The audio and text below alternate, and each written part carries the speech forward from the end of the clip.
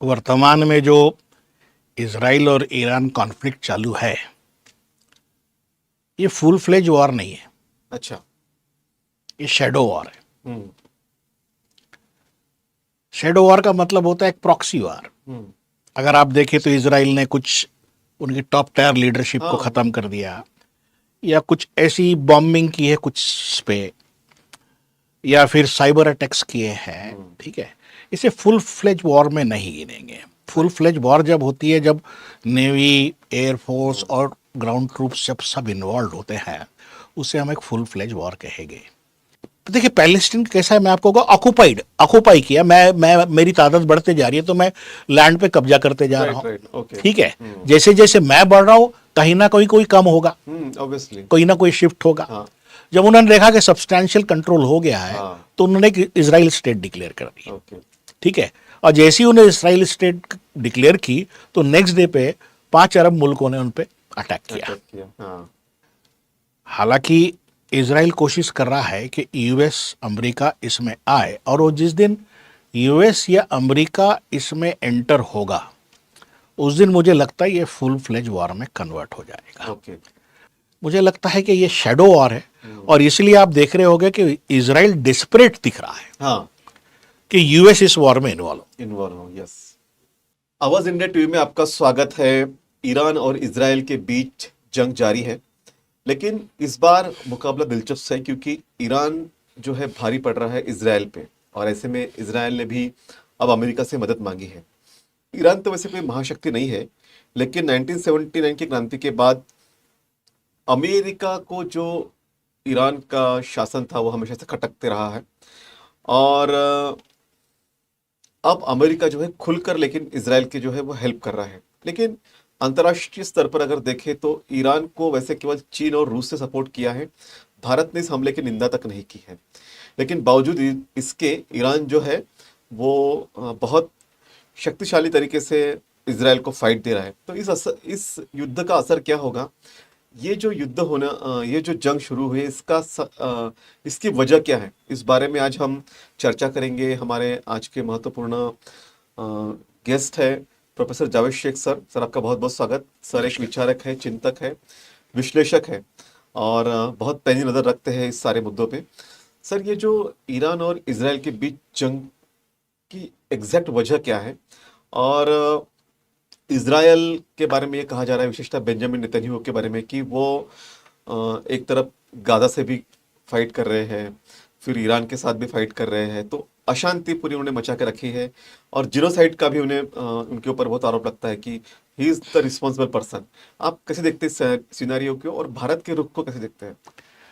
देखिए साहब, ये वर्तमान में जो इजराइल और ईरान कॉन्फ्लिक्ट चालू है,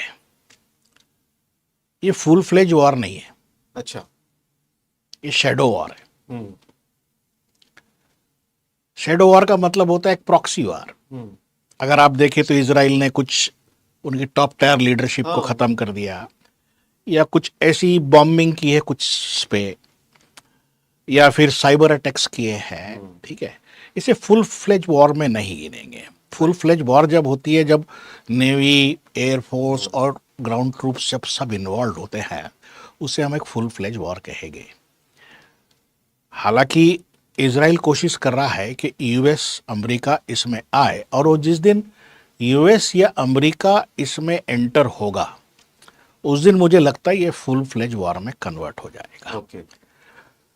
अब अगर इतिहास को, ये आज का जो कॉन्फ्लिक्ट है, अगर इसे समझना है तो हमको थोड़ा सा पीछे जाके हिस्ट्री देखनी पड़ेगी, हिस्ट्री खंगालनी पड़ेगी, तब कहीं जाके हम वर्तमान परिस्थिति को समझ पाएंगे। राइट। बरोबर है। जेरूसलम जो इजराइल या फिलिस्तीन का कैपिटल है,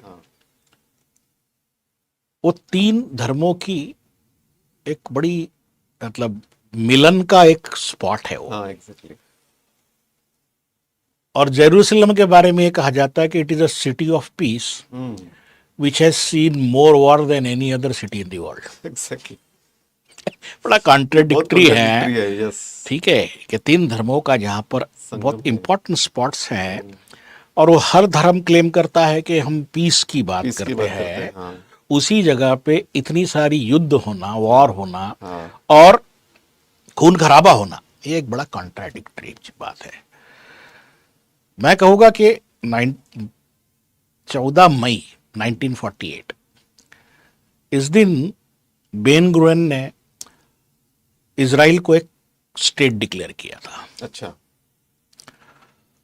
तो ये जो 1948 में इजराइल को स्टेट डिक्लेयर करना और इजराइल का एक नेशन बनना, मैं समझता हूं कि 20वीं सदी की ये बड़ी अहम और सबसे कॉन्ट्राडिक्टरी और कंट्रोवर्शियल इवेंट है ये। अच्छा, लेकिन वो डिमांड कर रहे थे कि हमारे पास कोई हाँ। भूमि नहीं है। हाँ, तो उसमें जो देखिए, लोग- उसमें और पीछे अगर गए हम, पीछे गए तो फिर बहुत पीछे जाना पड़ेगा। हाँ, एक्चुअली उसे ज्यूइश डायस्पोरा कहते हाँ, हैं, हाँ। और वो तकरीबन 2000 साल पहले शुरू हुआ था। Yes. और उसमें अगर हम बहुत पीछे गए तो फिर वो एसिरियन इन्वेशन, बेबीलोन आता है, पर्शियन इन्वेशन आता है, रोमन इन्वेशन आता है, ग्रीक इन्वेशन आता है, ऑटोमन आखिरी जो था वो ऑटोमन एम्पायर था। ऑटोमन एम्पायर 400 साल रहा। ओके। इस बीच में भी काफी ज्यूइश डायस्पोरा वहां से हुआ है। तो ये जो जॉयनिस्ट या जो इजरायली होमलैंड की जो मांग चालू हुई, ये 18वीं सदी से चालू हुई, 18th सेंचुरी। ओके। और थियोडर हर्जल करके थे, उन्होंने जॉयनिस्ट मूवमेंट चालू किया। उस टाइम पैलेस्टीन जो था वो ऑटोमन एम्पायर के कब्जे में था। लेकिन जब पहला विश्व युद्ध हुआ और उसमें ऑटोमन एम्पायर जो था ये सेंट्रल पावर्स के इसके साथ में था, और जर्मनी और हंगरी इनके साथ में था, उनकी हार हो गई। ओके। तो जब ऑटोमन एम्पायर की हार हुई और ऑटोमन एम्पायर के कब्जे में पैलेस्टीन था, तो हार के बाद में राष्ट्रसंघ लीग ऑफ नेशंस जो थी, वो लीग ऑफ नेशंस ने पैलेस्टीन का कंट्रोल ब्रिटिश को दिया। ओके। ओके, यानी ऑटोमन के बाद में जो कॉलोनियल रूल हुआ वो ब्रिटिश लोगों का शुरू हुआ। हुआ। अब ब्रिटिश का जब रूल चालू हुआ तो 1917 में, अच्छा एक बात और बता दूं आपको, कोई अगर ये सोचता हो कि पैलेस्टीन में सिर्फ ज्यूज ही रहते हैं, यहूदी रहते हैं, ऐसा नहीं है। पैलेस्टीन में ज्यूज भी थे, क्रिश्चियंस भी थे और मुस्लिम्स भी थे। ओके। और अरेबिक मुस्लिम्स जो थे वो काफी मेजॉरिटी में थे, ओके। काफी मेजॉरिटी में थे जब ब्रिटिश ने पैलेस्टीनियन को अपने कब्जे में लिया। तो मुस्लिम्स, यानी 90% of the population of Palestine was non ज्यू। अच्छा। ओके। ठीक है, ये बड़ी नहीं, मतलब मस्त हिस्ट्री है, it is interesting to know that. तो ऑटोमन एम्पायर को हराने के लिए भी ब्रिटिशर्स ने वहां के अरब मुस्लिम से हेल्प मांगी थी। ठीक है, और ये कहा था कि भाई हम आपको आपका पैलेस्टाइन दे देंगे। वापस से देंगे, हाँ। लेकिन 1917 में एक बाल्फोर डिक्लेरेशन करके होता है, 1917 में, और वो बाल्फोर डिक्लेरेशन ये घोषणा करता है कि गैर यहूदियों के राइट्स का उल्लंघन किए बिगर हम यहूदियों के एक नेशनल होमलैंड का समर्थन करते हैं। अच्छा। ओके। तब से उसका बीच शुरू हुआ। ये बाल्फोर डिक्लेरेशन में आया। तो इसका पैलेस्टीनियंस के जो लोग रहने वाले थे, नॉन ज्यूज, उन्होंने इसका विरोध किया। उन्होंने यह कहा कि भाई आप वन साइडेड हमारी कंसेंट लिए बिगर, हाँ, राइट। आप वन साइडेड किसी और का देश यहां बनाने की बात कैसे कर सकते हो? तो they have rejected that proposal. Okay, लेकिन क्योंकि ब्रिटिश के हाथ में पैलेस्टीनियन था और ज्यूज के साथ में भी, देखिए ज्यूज का जो डायस्पोरा हुआ है वो कौम भी काफी सताई हुई कौम है। मैं ये नहीं कहूंगा, हाँ उनको भी बहुत सताया गया है। ठीक है, ये डायस्पोरा जब यूरोप गया, रशिया गया, वहां पर भी उनके साथ बहुत हिंसा हुई है। ठीक है, और हिंसा हुई है और उनके साथ भी बहुत ज्यादती हुई है। क्योंकि ब्रिटेन में, क्योंकि पैलेस्टीन में अब ब्रिटिश रूल था, तो इसलिए ये यहूदियों का माइग्रेशन बढ़ गया टुवर्ड्स पैलेस्टीन। अच्छा। ओके। अलग अलग देशों से यहाँ पे अलग अलग देशों से पैलेस्टीन में ज्यूज इकट्ठा होना चालू हुए और ये तादाद में बढ़ने लगे। और क्योंकि पावर ब्रिटिश के पास था, उन्होंने उसको अलाउ किया। राइट। अब ये जब अंदर आने लगे, ये माइग्रेट होके पैलेस्टीन में आने लगे, तो जो वहाँ के लोकल खासतौर से मुस्लिम जो थे, उन्हें यह डर सताने लगा कि हमारा डिस्प्लेसमेंट होगा। ठीक है, डिस्प्लेसमेंट होगा, हमारे बच्चे कहाँ जाएंगे, हमारा लैंड का क्या होगा। तो उस वजह से ज्यूज, पैलेस्टीनियंस एंड ब्रिटिश के बीच में वायलेंट कॉन्फ्लिक्ट चालू हुई। ओके। और इस बीच में 14 मई 1948 को बेन गुरियन ने ये डिक्लेयर कर दिया कि Israel is a nation now. Okay, तो पैलेस्टीन का हिस्सा इजराइल को दे दिया। देखिए पैलेस्टीन कैसा है, मैं आपको ऑक्यूपाई किया, मैं मेरी तादाद बढ़ते जा रही है, तो मैं लैंड पे कब्जा करते जा रहा राइट, हूँ। ओके। ठीक है, जैसे जैसे मैं बढ़ रहा हूँ, कहीं ना कोई कम होगा, ऑब्वियसली। कोई ना कोई शिफ्ट होगा। हाँ। जब उन्होंने देखा कि सब्सटैंशियल कंट्रोल हो गया है, हाँ। तो उन्होंने इजराइल स्टेट डिक्लेयर कर दी। ओके। ठीक है, और जैसे ही उन्होंने इसराइल स्टेट डिक्लेयर की, तो नेक्स्ट डे पे 5 अरब मुल्कों ने उन पे अटैक किया। अटैक किया। हाँ। बरोबर है। तो वो 5 अरब मुल्कों को भी, बिकॉज उस टाइम पे there is one more thing, middle east को जब भी समझना हो तो एक बात को जरूर ध्यान रखें कि middle east is, you can say, ocean of oil. Yes, बरोबर निगाह है, उस पे होती सब है। पे उसके निगाह है, क्योंकि ऑयल मतलब it is a energy life line सब। ठीक है, तो यूएस एंड ये दे आल्सो वांटेड कि ये मिडिल ईस्ट में कोई तो भी ऐसा बैठे जो उनके कहने पे हो और ये चीजों को कंट्रोल भी करे। बिल्कुल। ठीक है, तो उसमें ये पांचों नेशंस हार गए, और उसके बाद में गाजा पे भी इनका कब्जा हुआ, वेस्ट बैंक पे कब्जा हुआ, सीरिया के एक भाग पे कब्जा हुआ, और उस टाइम पे तकरीबन 7.5 लाख पैलेस्टीनियंस को अपना घर छोड़ के जाना पड़ा। 1948 में। 1948 तो इतना में। ताकतवर उस समय इजराइल हो गया था। हाँ, एक्चुअली देखिए, अब मैं कहूंगा आपको समझना पड़ेगा, ताकतवर इजराइल उतना नहीं था, उसके supporting- पीछे हुए खड़े जो लोग थे वो Obviously ताकतवर थे। ठीक है, यानी अगर मैं कहूं कि जैसे भारत में भी इंडिया पाकिस्तान का ये जो हमारा प्रॉब्लम है, ये भी ब्रिटिश कॉलोनी की वजह से जो खड़ा हुआ yes, है, yes, yes. यही Same. ब्रिटेनों की एक जो है हरकत, उसी प्रकार की गंदी हरकत उन्होंने वहां पर भी मिडिल ईस्ट में भी की है। तो अच्छा, दूसरी एक बात और भी कहूंगा कि सेकेंड वर्ल्ड वॉर के टाइम पर, ठीक है, जो होलोकॉस्ट हुआ, जिसमें नरसंहार हुआ इनका, ज्यूश लोगों का, तकरीबन 60 लाख लोग मारे गए ज्यूज लोग। अच्छा, सेकंड वर्ल्ड वॉर में। तो उस टाइम पे ही हुआ कि एक बात और भी थी कि जब सेकेंड वर्ल्ड वॉर में जर्मनी में 60 लाख यहूदियों को मारा गया, तो ज्यादातर देशों की सिंपैथी ज्यूज के साथ हो गई। ठीक है, Obviously. अब ये जब सिंपैथी हो गई, तो Palestinian becomes homeland of Jews, इस चीज को भी एक थोड़ा सा मतलब सिंपैथेटिक सपोर्ट भी आ मिल गया। गया। हाँ। ठीक है, और उस टाइम पे ये सब चीजें हुई। अब उस टाइम पे जब पैलेस्टीनियन लोग डिस्प्लेस हुए, 7.5 लाख लोग, 400 गांव उजाड़ दिए गए पैलेस्टीनियंस लोगों के, और उन्हें भगा दिया गया, और उसके बाद जब वो वापस आने की कोशिश की तो उन्हें वापस नहीं आने दिया गया। इसलिए आज आप देखोगे कि गाजा में, वेस्ट बैंक में, सीरिया, जॉर्डन, ये बॉर्डर्स पे जो शरणार्थी कैंप्स है, ये वही पैलेस्टीनियंस लोग हैं जो वहां से भगाए गए थे और उनके ही वंशज हैं। ओके। तो आप देखोगे कि ये एक प्रकार का, I can say, an attack on the Arab self esteem बोल सकते हो आप। ठीक है, और एक खास बात बताओ कि आज जो ईरान और इजराइल का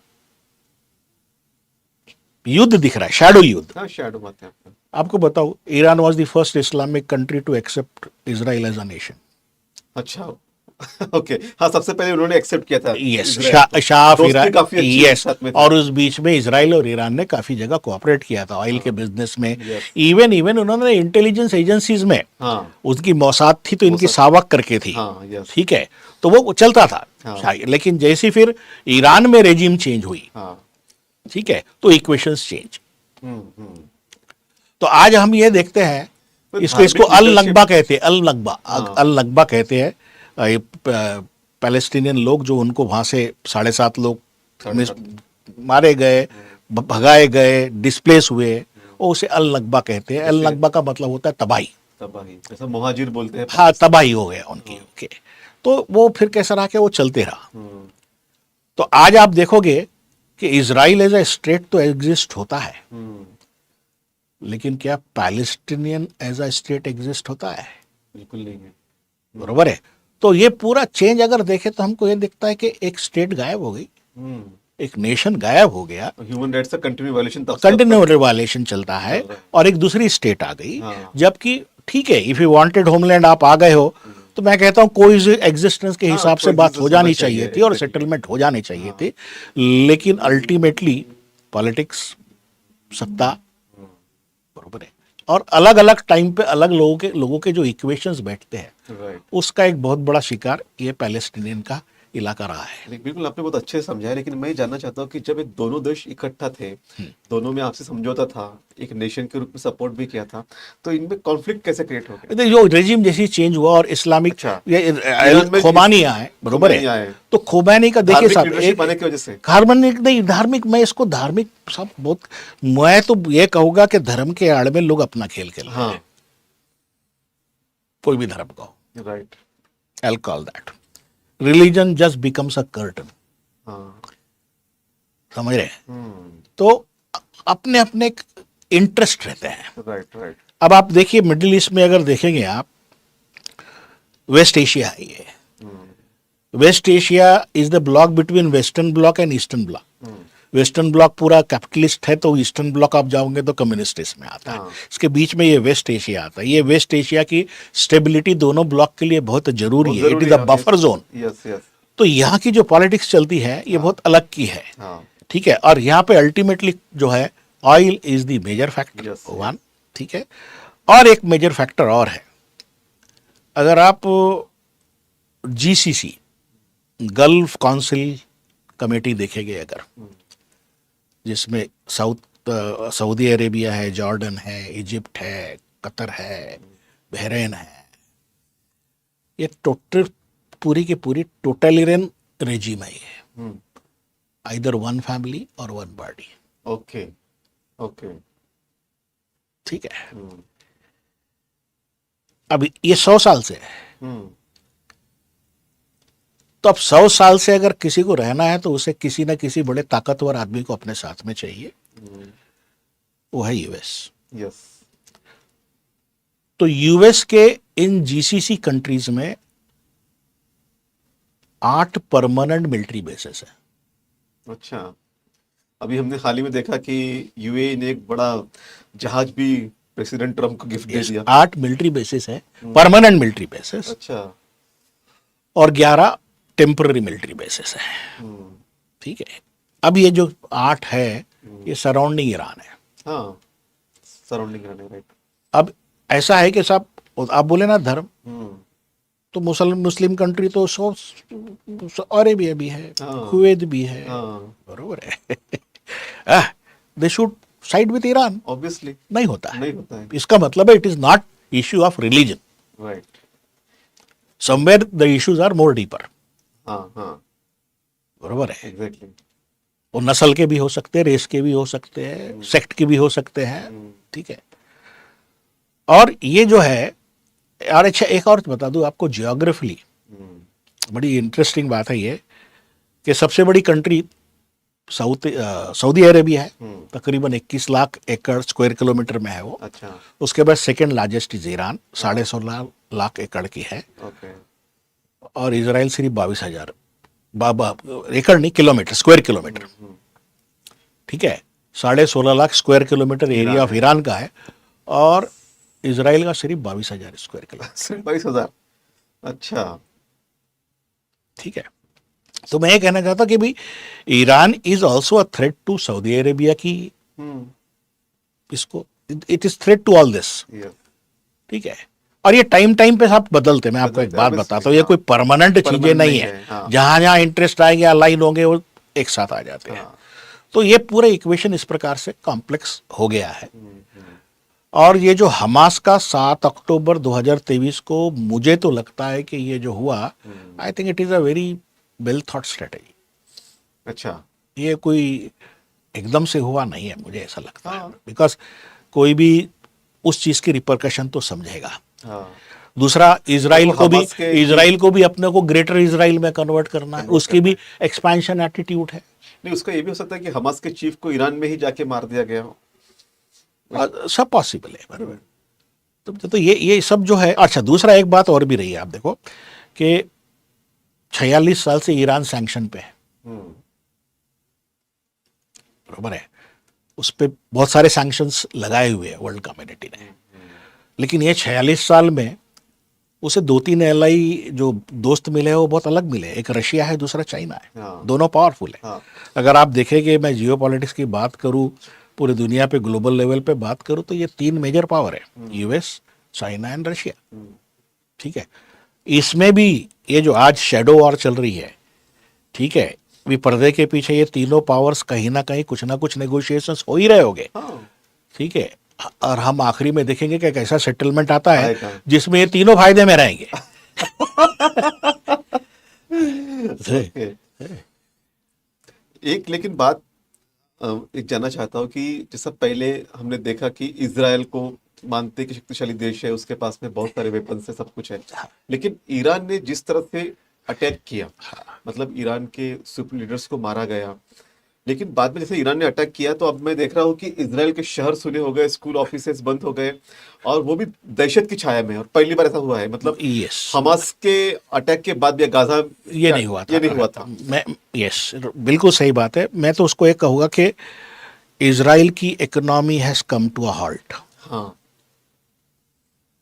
ठीक है, मैंने थोड़ी देर पहले आपको बोला कि 22,000 किलोमीटर का इलाका है और ये 16.5 लाख 16 लाख किलोमीटर। तो ईरान एक वास्ट एरिया में फैला हुआ है। Yes. ठीक है, उसका पॉपुलेशन भी एक वास्ट एरिया में फैला हुआ है। मुझे लगता है इजराइल कितना भी हमला कर ले, इतने वास्ट एरिया को कवर नहीं कर नहीं सकता कर है। पाएगा, ओके। लेकिन इजराइल का वही 22,000 स्क्वायर किलोमीटर, बहुत एक आसान छोटा है, सा इलाका छोटा है, सा इलाका है। और उसकी 95 लाख की आबादी इसमें कॉन्सेंट्रेटेड है, हाँ, यस, उतने एरिया में कॉन्सेंट्रेटेड है, बराबर है। एग्जैक्टली। तो जब भी हिट होगा तो बहुत बैडली हिट होगा। बैडली हिट होगा, वो ठीक देखा है है। हमने। दूसरा, जो ईरान का air defence system, patriotic missile जो बोलते थे, इसका एयर डिफेंस का हम लोग काफी सुनते थे कि हाँ। ये काफी स्ट्रांग है और ये किसी भी अटैक को रिपेल कर देता है। ये अटैक को जो रिपेल करता था, ये रॉकेट्स को या बाकी छोटी मोटी मिसाइल्स को अटैक को रिपेल कर सकता था। ये 46 साल में एक बात हुई है, ईरान पे जब सैंक्शन हुआ है और ईरान को बाकी वर्ल्ड कम्युनिटी से काफी सैंक्शंस का बिजनेस नहीं कर सकता, बहुत सारी चीजों का बहुत उस सारे पे था। restrictions है, हाँ। तो ये 46 साल में ईरान ने एक काम किया, उसने अपनी डोमेस्टिक वेपन इंडस्ट्री बहुत खड़ी कर ली है। अच्छा, काफी मजबूत करती। ठीक है, देखिए साहब, कोई भी देश हो, कोई भी हो, वो अपने अस्तित्व पे तो आएगी आज, तो Yes. चाहे वो इजराइल हो चाहे ईरान हो, वो रिटेलिएट तो करेगा। Yes, yes. तो उसने डोमेस्टिक वेपन इंडस्ट्री बहुत स्ट्रांग खड़ी कर ली है, और उसमें जो मिसाइल टेक्नोलॉजी है वो इजराइल के पास भी नहीं है। उसकी अच्छा। मिसाइल टेक्नोलॉजी, यस, इससे भी आगे निकल गए। यस, उससे भी उसके हाइपरसोनिक मिसाइल्स, हाँ। जीवी गाइडेड मिसाइल्स, हाँ। ठीक है, वो इनके सिस्टम को भेज चुकी है। हाँ, यस। ठीक है, इनके सिस्टम को भेज चुकी है, इसलिए वहाँ पे बहुत नरसंहार हुआ है। अगर आप कुछ दिन पहले की खबर पढ़ रहे होगे तो यूक्रेन ने अमेरिका से एयर डिफेंस सिस्टम्स मंगा था, हाँ। इसके एयर डिफेंस सिस्टम रशिया ने स्पॉइल कर दिया है। तो जो air defence systems US Ukraine को देने वाला था, आज इजराइल कह रहा है कि वो एयर डिफेंस सिस्टम हमें हमें दो। तो इसका कंक्लूजन ये है कि इसका मतलब ये, जब वो कह रहा है कि एयर डिफेंस सिस्टम हमें दो, मतलब उसका एयर डिफेंस सिस्टम वहां धाराशायी हो चुका है, क्रैश हुआ है। क्रैश हुआ है, बरोबर है। और इसको जेलेंस्की ने अपोज किया है कि हाँ। तुम जो मुझे दे रहे थे तुम उसे कैसे उसे क्यों दोगे। दे रहे हो? अच्छा, एक और बात आपको यहाँ बताना चाहूंगा, इजराइल में ज्यादातर लोग डुअल सिटीजनशिप वाले हैं। अच्छा। देखिए, डायस्पोरा हुआ है, हाँ। आप जर्मनी से आए, आप yes. इधर से आए, उधर से आए, आपकी डुअल सिटीजनशिप है। आप कभी निकल सकते, निकल रहे हैं लोग, निकल रहे हैं। निकल रहे हैं। अच्छा। ठीक है, तो वो जो निकल रहे हैं, क्योंकि इस प्रकार का जब हवा खड़ा हो रहा है, हाँ। ठीक है, तो लोग निकल रहे हैं। तो वहां के जो ट्रांसपोर्ट मिनिस्टर है शायद, उन्होंने इसमें बैन लगा दिया है। अच्छा। ये भी ओपन है, ठीक है। हाँ। तो फिर एक बात आती है, when you are having a ban on your citizen going out of the country, इसका मतलब है there were citizen who were going out of the country. Right, ये वास्तविकता, सच्चाई है। जी, तो ये जो है, मुझे लगता है कि ये शैडो वॉर है, और इसलिए आप देख रहे होंगे कि इजराइल डिस्परेट दिख रहा है हाँ, कि यूएस इस वॉर में इन्वॉल्व हो, यस। डिस्परेट दिख रहा है। लेकिन हमने देखा जब हमास के भी अटैक हुआ थे तब भी जो इजराइल के बेंजामिन नेतन्याहू वो यूएस में गए थे, तब भी उन्होंने सपोर्ट तो मांगा था और तब जो बाइडन वहां पहुंचे भी थे। तो अमेरिका तो हमेशा साथ में होता ही है। सर देखो, चाहे अमेरिका हो, चाहे चाइना हो, चाहे रशिया हो, चाहे कोई भी हो, इंडिया हो, कोई भी हो, कोई भी दूसरे देश के साथ खड़े होने के पहले 10 बार सोचेगा what is the profit and what is the अच्छा, लॉस। ओके, अच्छा, बराबर है, ये जियोपॉलिटिक्स की बात है। मैं अगर 3 मेजर प्लेयर की बात करूं तो यूएस, 4 मेजर प्लेयर की बात कर सकते हैं हम लोग। यूएस है, चाइना है, रशिया है और यूरोपियन यूनियन है, हाँ, नाटो, EU भी है, हाँ, ठीक है। और अगर हम देखें तो दुनिया में 3 जगह बहुत कॉन्फ्लिक्ट बहुत अलग लेवल पे जा चुके हैं, यूक्रेन रशिया, इजराइल ईरान, हाँ, and other is Taiwan China, हाँ, ठीक है। फिलहाल तो शांत है, हाँ शांत है, लेकिन ये वो एक है बर्निंग, इसमें, हाँ, हाँ, ये देखिए, सायरन है उसके लिए। यस। और यहाँ पर अगर हम देखें तो Ukraine involve with Russia, Taiwan China, ठीक है, इजराइल और ईरान, लेकिन ये तीनों जगह पर भी कहीं ना कहीं यूएस प्रेजेंस है, यस, ठीक है। तो ये इनके जो कॉन्फ्लिक्ट्स है इंटरेस्ट के, और ये जो देख रहे हैं, ये they will use this opportunity yes, to make a settlement which favours them. Yes, which favors them। तो ये यूएस, देखिए ना, मेरे को बताइए, वो बोल रहा था कि भाई ट्रम्प कह रहा था कि अभी हम हमला कर देंगे, हाँ, सिखा उन्होंने ये भी देंगे, कहा कि अभी जो उसने कहा हम रोक देते हैं, खामेनी हमारे ना इसमें है, स्कैनर में है, हमारे स्कैनर में है। हाँ, और एक बात जो मैं कह रहा था कि देखो, south east Asia, south east Asia और ऑस्ट्रेलिया में तकरीबन इनके 85,000 बेसेस है, 85 बेसिस है, जिसमें 85,500 सेना के करीब है। उसी प्रकार से मैंने थोड़ी देर पहले जो बोला कि इनके 8 परमानेंट हाँ, बेसिस है। यहाँ पे भलाई यूएस ने अपनी नेवल बेसिस और बाकी सब लोगों को तैनात कर दिया होगा, ठीक है, लेकिन फिर भी वो इजराइल के पूरे सपोर्ट में क्यों नहीं जा पा रहा है? हाँ, एक सवाल है, क्यों नहीं जा पा रहा है? देखिए, अगर ये पूरा फुल फ्लेज में डिक्लेयर हुआ तो ईरान ये भी एस्टेब्लिशमेंट को हिट करेगा, और ये मत समझिए कि उस टाइम ईरान अकेला होगा। हाँ, there is Iran, China and Russia axis, ठीक है। अगर उसने यूएस के मिलिट्री बेसिस को हिट करना चालू किया, ठीक है, जो with in the range of the missiles है, यस, यस,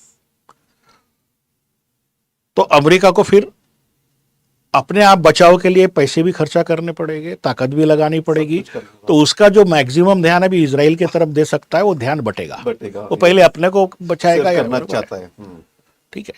उसके साथ में ऐसा है कि ईरान और ओमान के बीच में जो स्ट्रेट ऑफ हॉर्मुज है, जहां से तकरीबन 20 से 30% ऑयल सप्लाई होता है पूरे दुनिया को। अगर ये फुल फ्लेज वॉर में डिक्लेयर हुआ हाँ, तो ये हॉर्मुज स्ट्रेट पे ओके, बहुत उसका बड़ा असर असर आएगा, होगा। और वहां से सप्लाई लाइंस पूरी बंद हो जाएगी। राइट, ये कोई भी नहीं चाहता अभी, क्योंकि वहां से सप्लाई लाइंस अगर बंद हो तो trade will decline by around 70 to 75%, yes, yes, सबको असर करेगा, पूरी दुनिया को सबको असर करेगा। Yes, तो कोई भी देश किसी के साथ भी खड़े होने के पहले 10 बार सोचने वाला है। हालांकि रशिया अगर देखे तो इसमें सबसे ज्यादा बेनिफिट रशिया का होने वाला है, लेकिन वो देख रहा है Russia is not an reliable ally of Iran. exactly। But उसने स्टेटमेंट दे दिया उसके पक्ष में। हाँ, लेकिन वो रिलायबल नहीं है, हाँ, रिलायबल नहीं है। क्योंकि रशिया को मालूम है कि अगर ईरान का और ये मिडिल ईस्ट का ऑयल अगर बंद हुआ तो मेरा ऑयल मार्केट में चलने लग जाएगा, हाँ, बरोबर है। लेकिन मेरा ऑयल मार्केट में चलने लग जाएगा तो उसके तरफ दूसरे प्रॉब्लम है उसको। भाई मार्केट पे अगर ऑयल चलेगा तो जो पाइपलाइन से समुद्र के नीचे आज वो बंद है yes, because of Ukraine war, ठीक है। तो उसे अगर ट्रांसपोर्ट करना है ऑयल को तो वो कहां से करेगा? हाँ, आर्कटिक सी से करता है तो सर वो स्नो आने वाला है, कुछ दिनों में बंद हो जाएगा रूट। राइट, ब्लैक सी से करता है तो वह टर्की खड़ा है। टर्की है वहाँ। तो रशिया देख रहा है कि फायदा है, लेकिन उतना पॉसिबली उसको नुकसान भी हो सकता है। अच्छा, तो ये सब लोग, मुझे तो लगता है कि कहीं तो भी बैठ के इसका एक सेटलमेंट सेटलमेंट करेंगे। हो जाएंगे। एक सवाल यह है कि सोनिया गांधी जी जो कांग्रेस की सांसद दल के अध्यक्ष है, उनका स्टेटमेंट आया कि ईरान एक भारत का सहयोगी देश रहा है, बहुत भरोसेमंद साथी रहा है, तो भारत सरकार ने उसके सपोर्ट में आना चाहिए था, लेकिन भारत सरकार ने जो है स्टैंड नहीं लिया कोई आधिकारिक इस संदर्भ में। और जो यूएस है वो भी पूरी तरह से स्टैंड नहीं ले रहा, जैसा आपने कहा कि कोई भी देश 10 बार सोचेगा, लेकिन भारत की क्या मजबूरी है, ना वो सपोर्ट कर पा रहा है इसराइल को, ना सपोर्ट कर पा रहा है ईरान को, और ना ही निंदा कर पा रहा है।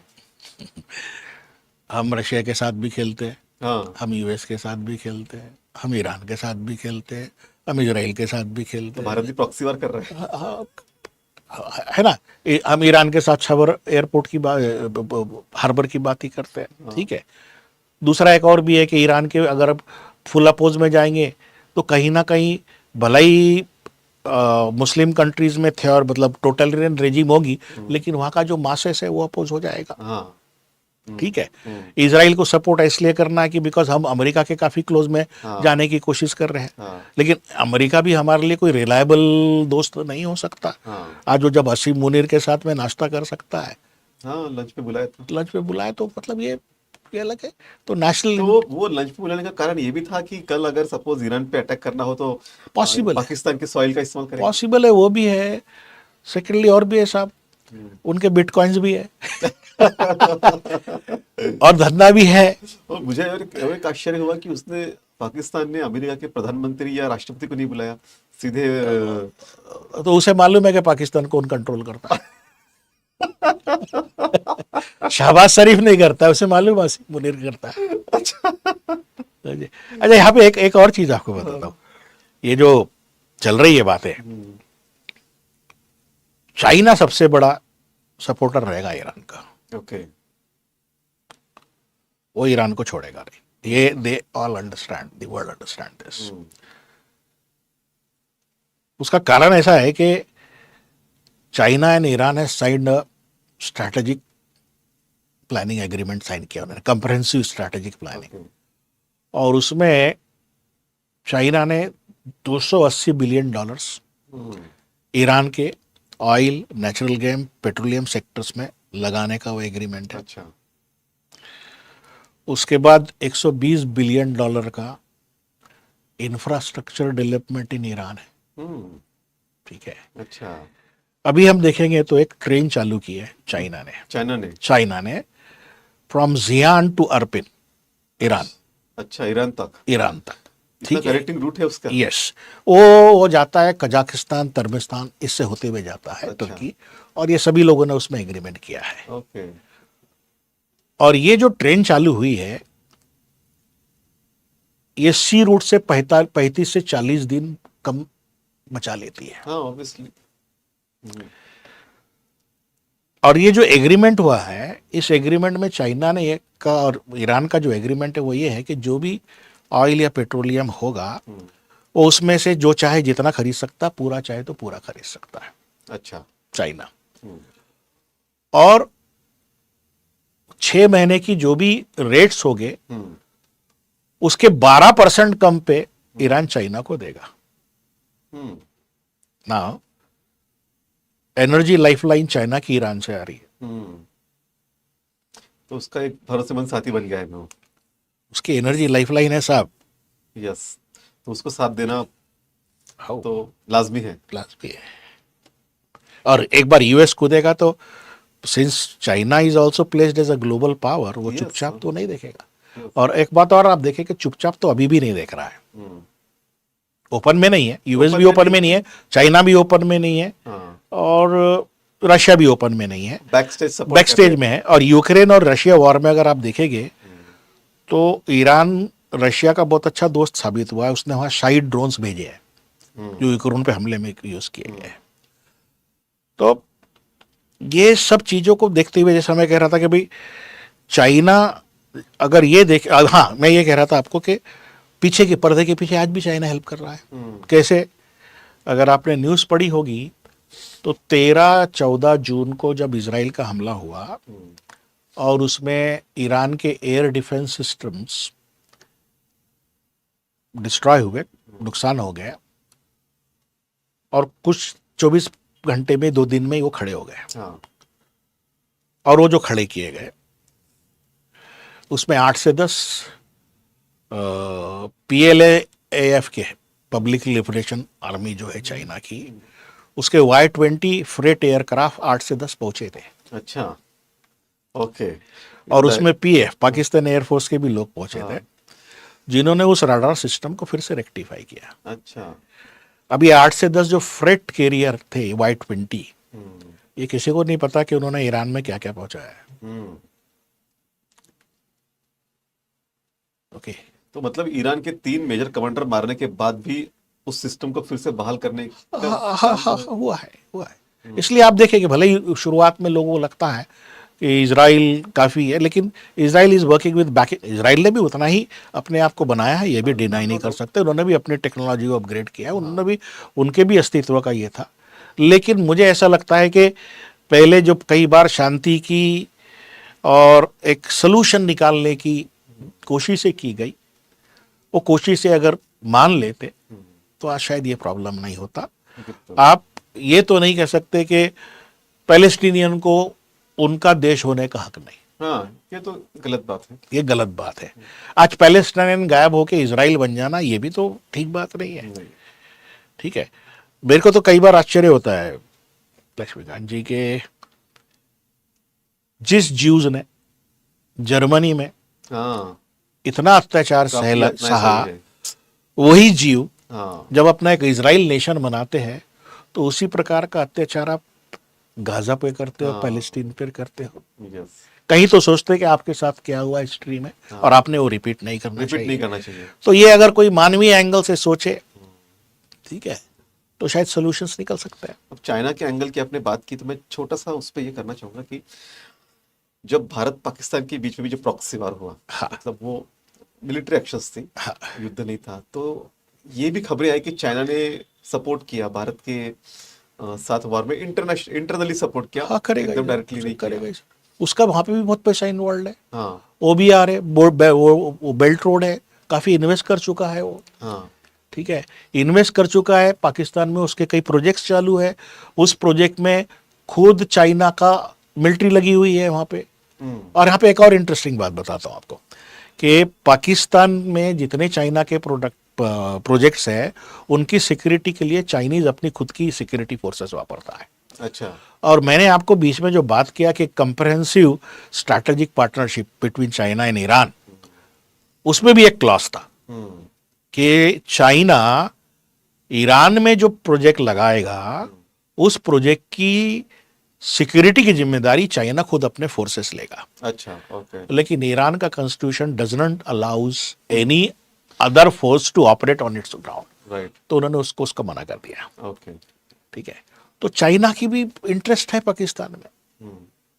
जैसा इराक के संदर्भ में हुआ कि इराक में ये कहा गया कि न्यूक्लियर वेपन्स है इराक के पास में, उसे डिस्ट्रॉय कर दिया अमेरिका ने। तो क्या अमेरिका, जितना हमारा डिस्कशन है उसके अलग से एक सवाल ये है कि क्या अमेरिका या सारी फोर्सेस कोशिश नहीं करेंगे ख़ामेनी की रिजाइम को हटाने के लिए और अपना कोई बंदा लाने के लिए? इससे पहले भी किया इन्होंने, मतलब वही कोशिश की जाए, 1953 वही में भी कोशिश। तख्ता पलट हुआ आपने था। इराक की जो बात निकाली, वेपन ऑफ मास डिस्ट्रक्शन, देखिए ये भी एक बोगी खड़ी की गई थी। हाँ, ये तो है। बराबर है। हाँ, कैसा है कि दुनिया ने देखा भी है। कैसा है कि जो पावरफुल लोग रहते हैं और जिनके पास पब्लिसिटी एंड प्रोपोगंडा के बहुत सारे माध्यम होते हैं, ठीक है, आज कुछ भी कहे आप तो पब्लिसिटी और प्रोपोगंडा के माध्यम जो वेस्टर्न कंट्रीज के पास में है, उतना और किसी के पास नहीं है। हाँ। तो उन्होंने एक नैरेटिव बनाया था इराक के।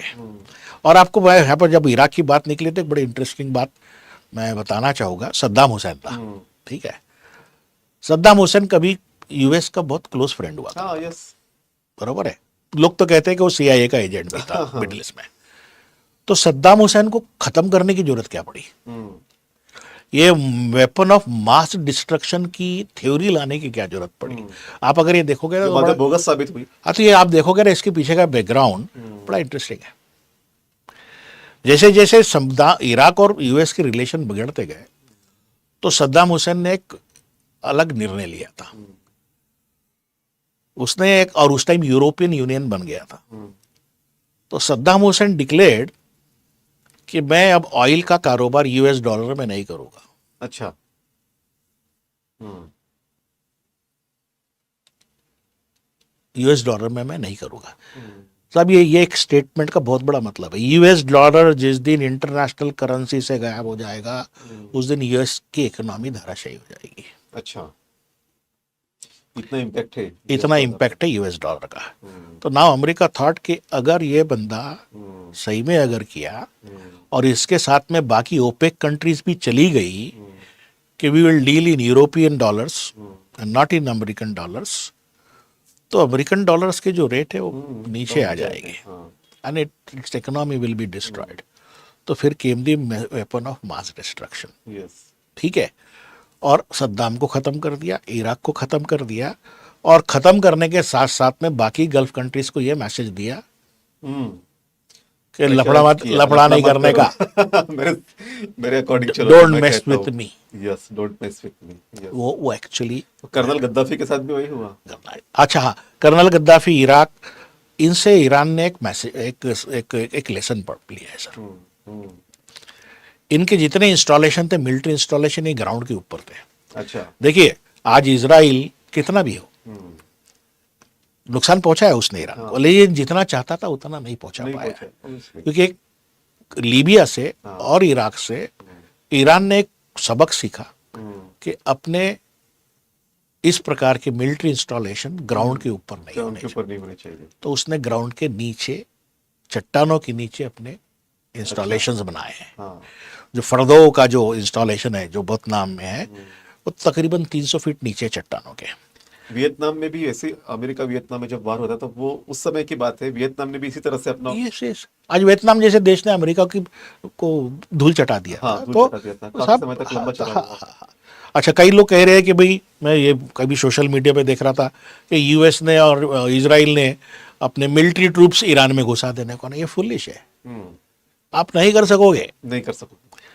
आप जिस दिन अपने मिलिट्री फुट सोल्जर्स ईरान में दाखिल करवाओगे उस दिन यूएस की पब्लिक और इजराइल की पब्लिक खुद आपके अगेंस्ट खड़ी हो जाएगी।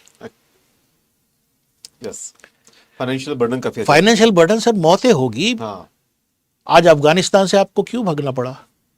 20 साल रहने के बाद क्यों भागना पड़ा? वियतनाम से आपको क्यों भागना पड़ा? क्योंकि आपके होम कंट्री में प्रेशर आ गया था कि भाई हमारे बच्चे क्या इस प्रकार से तुम्हारे इस ईगोस को सेटिस्फाई करने के लिए है। तो आज war is not a solution. Exactly, समझे? तो मुझे तो कहीं तो भी लगता है कि इसका कुछ ना कुछ तो निकलेगा।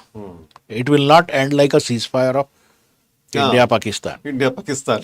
ठीक है, मेरे तो आज भी समझ में नहीं आया कि वो क्यों सीज फायर है। हमने क्या हासिल किया? ट्रेड की बात करते अगर हम लोग जीत रहे थे तो कुछ तो नेगोशिएशन करना था। कुछ नेगोशिएशन करना था। यस, हमने कुछ तो नेगोशिएशन करना था जो नहीं हुआ है। जो यहाँ सीज फायर मुझे लगता है कि शायद नेगोशिएशन के बाद ही होगा। हाँ। शायद यूनाइटेड नेशंस भी उसमें कुछ इंटरफेयर कर रहा है, कोशिश कर रहा है। यूरोपियन यूनियन भी शायद उसमें कुछ इन्वॉल्व हो रही है। हाँ, लेकिन एक बात बताता हूँ, यूनाइटेड नेशन का 1947 का एक रेजोल्यूशन है। हाँ, 47 का है या बात का है, व्हाटएवर। हाँ, वो रेजोल्यूशन में उन्होंने एक प्रपोजल दिया था पैलेस्टीनियन के लिए, हाँ, इजराइल और पैलेस्टीनियन के लिए, और बड़ा मतलब हास्यास्पद है। उन्होंने 55% ऑफ लैंड इजराइल को दिया था, ओके, और 45% ऑफ लैंड पैलेस्टीन को दिया था। जबकि गाजा अलग है उससे।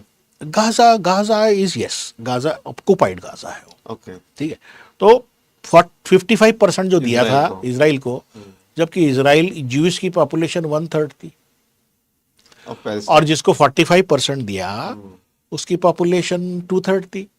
तो ये कौन एक्सेप्ट करेगा? अच्छा, वो एक्सेप्ट नहीं एक्सेप्ट हुआ। ओके। अच्छा, उसी प्रकार से एक मैंने किताब पढ़ी थी बहुत पहले, तो अभी रिकॉल कर पा रहा हूँ, Israel and Palestine by Tanya Reinhart, वो भी जीव थी। उसने उसमें डिस्क्राइब किया हाँ, जो पैलेस्टीनियन को जो देश ऑफर किया गया था वो इतना मतलब ट्राइफर्केटेड, इतना टूटा फूटा था। ओके, यानी ये पैलेस्टीनियन है, ये भी पैलेस्टीनियन है, लेकिन मुझे पैलेस्टीन की सिटी है और मुझे यहाँ जाना है तो ऐसा घूम के जाना है। Okay, this kind of places where offered, जो रिजेक्ट होते गए।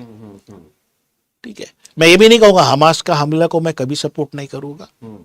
आई will not support anybody as person कि जो किसी की जान ले। यस, लेकिन ये जो हिस्टोरिकल ब्लंडर्स होते हैं, इसके रिपरकशंस होते हैं। होते ही हैं, एग्जैक्टली।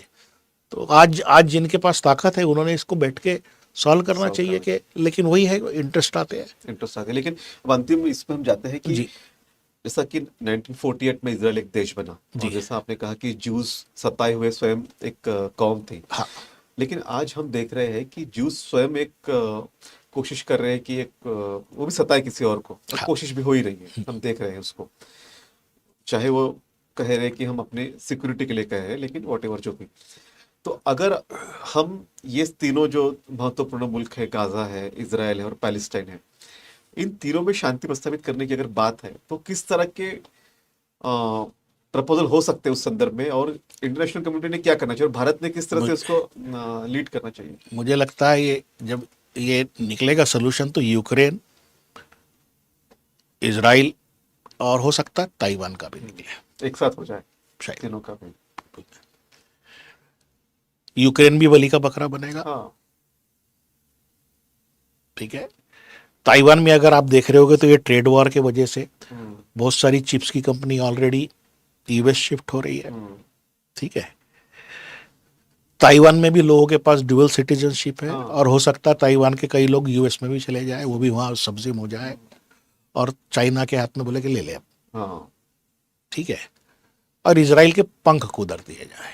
हम्म, पंख इसलिए कुतरे जाएंगे कि वो कब जब कोई चीज लाइबिलिटी, एसेट जब लाइबिलिटी बन जाती है, हाँ, हाँ, हाँ, यस, तो लाइबिलिटी हो जाएगी हाँ, दुनिया के लिए। तो अब यूएस यूएस के लिए। यूएस के पीछे, इसराइल के पीछे यूएस खड़ा है, हाँ, यूरोपियन यूनियन खड़ा है, हाँ, करके इसराइल की इतनी ताकत है, अगर ताकत यहाँ है। पे माइनस कर दो हाँ, तो इसराइल बहुत तकलीफ में आ जाएगा, यस, यस, बहुत दिक्कत है। बरोबर है। तो यूएस के भी अपने इंटरेस्ट है, हम्म, जीसीसी में उसके 8 मिलिट्री बेसेस है, हाँ, बरोबर है। उसे भी ऑयल चाहिए, हम्म, ठीक है, उसे भी ट्रेड करना है, वो भी नहीं चाहेगा कि फुल फ्लेज वॉर से पूरा ठप हो जाए, यस, ठीक है। तो फिर डिमांड्स भी क्या रहेंगी भाई, पैलेस्टीनियन फॉर्म करो। देखिए जब इतना बड़ा लफड़ा हुआ है तो ये तो जब भी मेरे को लगता है टेबल पे बैठेंगे तो पैलेस्टीनियन लैंड की बात तो होगी, ओके, ठीक है। फिर इसराइल का जो कहना है कि मैं ग्रेटर इसराइल बनाना चाहता हूँ, एक्सपैंडिंग एटीट्यूड जो है उस पर कर्ब आएगा, छोड़ना पड़ेगा उसको। वो छोड़ना पड़ेगा, हम्म, बरोबर है। और ऐसा ना हो कि नेतन्याहू और जेलेंस्की एग्जाइल में चले जाए। हाँ, लोगों के में अभी उनके हाँ हाँ आएगा बारे में सर, भी ये थोड़ा सा आएगा, ये वॉर, ये गुस्सा। वॉर इज ऑलवेज, यस, कोई नहीं चाहता कि वॉर कोई हो। नहीं चाहता वो, कोई नहीं चाहता, बरोबर है। आम वॉट एवर भी रीजन, वॉट एवर भी रीजन। 13 जून को भी जो ईरान पे, ईरान देखिए, ईरान ने पहला हमला नहीं किया, हाँ, पहला इजराइल ने किया। बरोबर है। वो हमास की बात अलग है, हाँ, वो दैट इज ओके। ठीक है, ये भले ही ईरान ने प्रॉक्सी यूज किया होगा, हाँ, उकसा नहीं, बरोबर हाँ, है। उकसा नहीं करना। लेकिन उसके बाद उसने कहा कि this is not, this is मतलब मेरे सोवरेनिटी को और मेरे इसको ये चैलेंज है, हाँ। देन वो रिटेलिएट किया। तो मॉरली मुझे लगता है, अच्छा दूसरा बात करते हैं लोग कि वो न्यूक्लियर बॉम्ब बना लेगा ईरान, ठीक है, nuclear bomb is not a good thing, accepted. लेकिन इसराइल के पास हो और ईरान के पास नहीं हो, आप इसराइल को अलाउ करे, ईरान को ना अलाउ करे, ये कहाँ का मतलब, तो हर एक देश की सॉवरेनिटी है, वो तो हाँ, करेंगे अपनी ये सेफ्टी के लिए। बरोबर है। और वो सैंक्शन भी जो हुए हैं ईरान को इसी वजह से इसी वजह हुए, से हुए। Iran nuclear bomb. तो उसने न्यूक्लियर बॉम्ब कितने बनाने के करीब है, कितने नहीं है, हालांकि उसके पास रिफाइनरी है जो हम पढ़ते हैं, ठीक है, पीछे चाइना खड़ा है,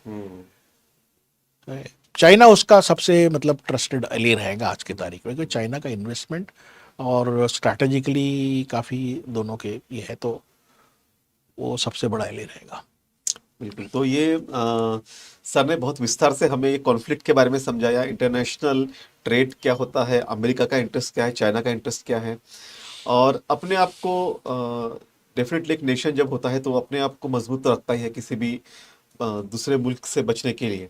तो इसी तरह से ईरान भी अपनी कोशिश कर रहा है, इजराइल भी अपने आप को सेव कर रहा है, लेकिन सारे इस बीच में जो अशांति फैली हुई है, जो जिस तरह से जाने जा रही है, जिस तरह से धरती को जख्म हो रहे हैं, तो ये किसी भी के लिए अच्छी बात नहीं है, और शांति तो होनी चाहिए, और एक अच्छा एमिकेबल सॉल्यूशन उसका होना चाहिए, ना कि इजराइल अपने ग्रेटर इजराइल का सपना देखे और पैलेस्टाइन को बिल्कुल ही तुच्छ समझे, इस तरह से भी नहीं होनी चाहिए। ह्यूमन राइट्स का इश्यू है काफी। अभी भी हम देखते हैं कि गाजा में कितने बच्चे आज भी भूख के बिना तड़प रहे हैं। आज भी हम देख रहे हैं कि गाजा में जो लोग हैं वो आज भी अच्छी जिंदगी बसर नहीं कर पा रहे, हमेशा उन्हें डर होता है। तो ये बहुत सारे इश्यूज हैं, मुझे लगता है कि सेटल हो जाने चाहिए एक बार, और विश्व में शांति स्थापित होनी चाहिए। सर ने बहुत अच्छे तरीके से सारे कॉन्फ्लिक्ट के बारे में समझाया और हमें अवगत कराया कि दुनिया किस तरफ जा रही है और किस तरफ से ये सारे कॉन्फ्लिक्ट हो रहे हैं। सर, आप हमारे बीच में हमसे बातचीत की, उसके लिए आपका बहुत बहुत शुक्रिया।